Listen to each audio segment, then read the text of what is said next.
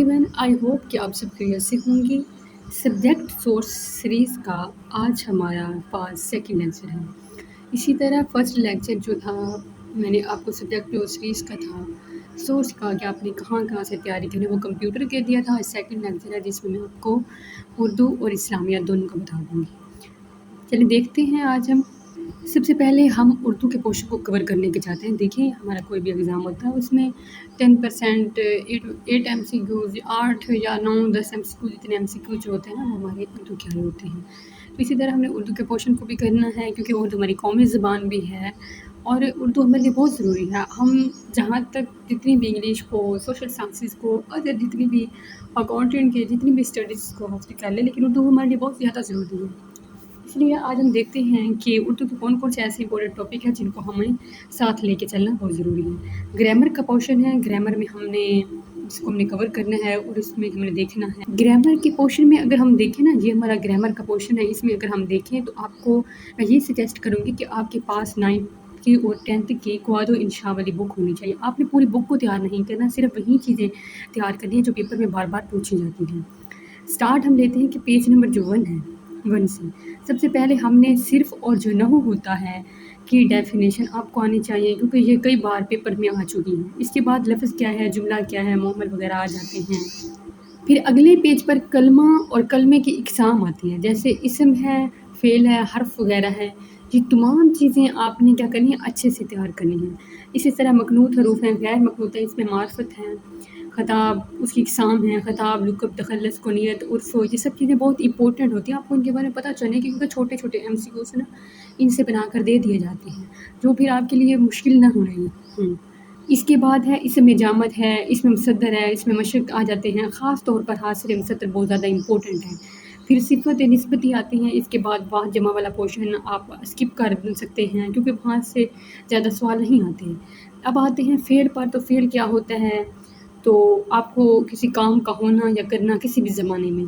Fail वाला portion बहुत important होता है क्योंकि ये वर्ब का पोर्शन होता है, तो इंग्लिश में भी वर्ब को बहुत ज़्यादा देखा जाता है, उर्दू में वर्ब को बहुत ज़्यादा किसी मतलब आपने फ़ेल की तमाम इकसाम उनकी मिसालें अच्छी से करनी है। ख़ास तौर पर फ़ेल मुज़ारा से हर तीसरे या चौथे पेपर में सवाल आया होता है। इसके बाद हर्फ़ का पोर्शन आता है, जैसे कि हर्फ़ जार है, हर्फ़ इज़ाफ़त है, हर्फ़ इस्तिफ़हाम है, हर्फ़ तहसीन है।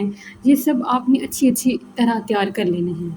आगे हम देखें तो मुतरादिफ़ वगैरह आपका अगर आपको इंटरेस्ट है तो देख सकते हैं, अदरवाइज़ आप इन्हें थोड़ा बहुत स्किप भी कर सकते हैं। कभी-कभार डेफिनेशन या मैनी पूछ लेते हैं, लेकिन इतना ज़्यादा नहीं पूछा होता। फिर पंक्चुएशन मार्क्स बहुत इंपॉर्टेंट होता है, जैसे कामा है, सेमीकोलन वगैरह को भी उर्दू में सेमीकोलन उर्दू में क्या कहते हैं और इनका इस्तेमाल क्या है। ये छोटे-छोटे ना इनमें से MCQs बने होते हैं जो आपको समझने होते हैं, कौन सा कॉमा कहाँ पे यूज़ होता है।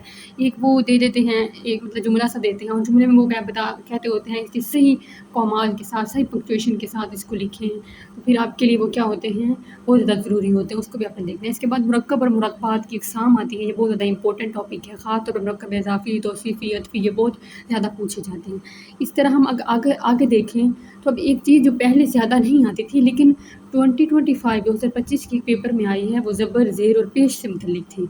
सवाल आया था कि जिस हर्फ़ पर ज़बर हो इसे क्या कहते हैं, इसका जवाब था मफ़तूह। तो इसीलिए ये आया था लेबर ऑफ़िसर के पेपर में। तो मैंने लेबर ऑफ़िसर का पेपर दिया था, अदरवाइज़ बाकी भी मैंने पेपर दिए हैं, लेकिन लेबर ऑफ़िसर के पेपर में मैंने इसको देखा था बहुत अच्छे से। इसलिए आप ज़बर, ज़ेर, पेश को भी उनके नाम इस लिहाज से भी थोड़ा बहुत तैयार करने हैं ताकि आपके ज़हन में रहे, आप कॉन्सेप्ट क्लियर कर सकते हैं। इसके बाद आगे आपने चलना है, इसके बाद रोज़मर्रा मुहावरात आ जाते हैं। मैंने ये क्वाद इंशा से तैयार नहीं किए थे, बल्कि ये जो कुलीद उर्दू की किताब है ना, यहाँ पर मैं आपको एक किताब सजेस्ट कर रही हूँ, उसका नाम है कुलीद उर्दू। तो कुलीद उर्दू की जो किताब है ना, वो बहुत ही इंपॉर्टेंट थी, बहुत इंपॉर्टेंट है आपको तैयारी करने के लिए। आप कहीं से भी तैयार कर लेते हैं, यूट्यूब से देख लेते हैं, गूगल से पढ़ लेते हैं। आपके पास कोई अदरवाइज़ पहले किताब होती है, 9th-10th की किताब है, आप स्कूल में अकेडमीज़ में पढ़ा रहे हो, एज़ अ टीचिंग कर रहे हो, वहाँ पे पढ़ रहे हो, लेकिन आप एज़ अ टेस्ट के लिए मतलब अपनी तैयारी को चेक करने के लिए, खुद को ग्रो करने के लिए आप कुलीद उर्दू को ज़रूर लें। मैं आपको ये भी रिकमेंड करूँगी। अब आते हैं इल्मुल बयान की तरफ। ये बहुत ज़्यादा इंपॉर्टेंट है, ख़ास तौर पर तशबीह कि आपने तशबीह को तैयार करना है। मुशब्बा, मुशब्बा बे, वजह शबा, हर्फ़ तशबीह, इसके बाद इस्तारा आ जाता है, इसकी तारीफ़ मिसालें आपको आनी चाहिए। फिर कनाया आता है। कनाया में बहुत ज़्यादा इंपॉर्टेंट है कि आपको उसकी तारीफ़ मिसालें, अशार वगैरह आने चाहिए क्योंकि वो एक अशार या एक मिसरा दे देते हैं, वहाँ से उन्होंने पूछा होता है यहाँ फिर किस चीज़ को तशबीह लिया गया है या कनाया लिया गया है, इसमें वजह शबा क्या था या मुशब्बा क्या है। इस तरह آ جاتی ہیں۔ اور اس کے بعد اگر ہم دیکھیں تو تلمیحات ہے، سند تضاد ہے، سند تذلیل ہے، یہ سب دیکھنے چاہیے۔